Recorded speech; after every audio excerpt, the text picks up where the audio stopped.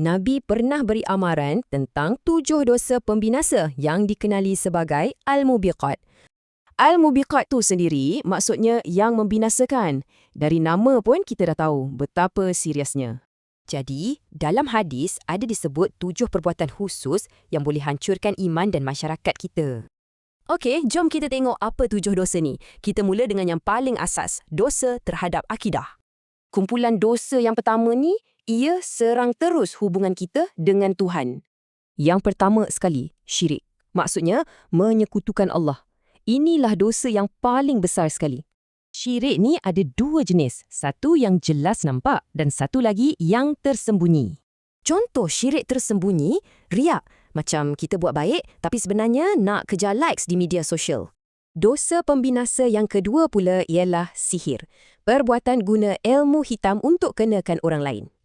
Kesan sihir ni sangat dahsyat. Boleh sebabkan sakit, gaduh dan hancurkan masyarakat.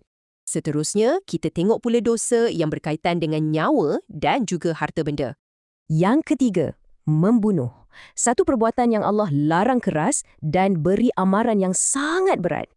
Balasannya menurut Al-Quran adalah neraka, kemurkaan dan laknat Allah. Kekal selamanya.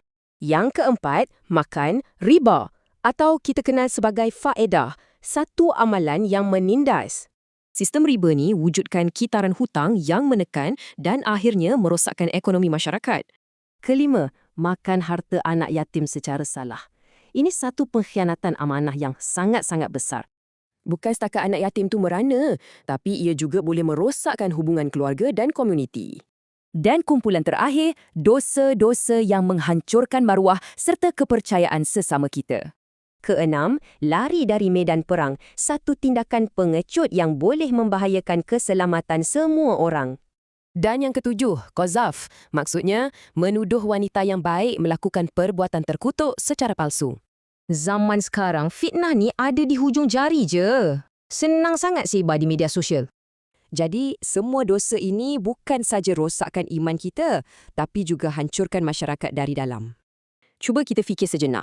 Dalam dunia moden kita ni, dosa mana yang paling senang terjerumus?